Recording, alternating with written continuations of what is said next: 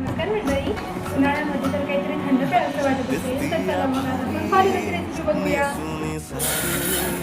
काळजाचं पाणी पाणी करते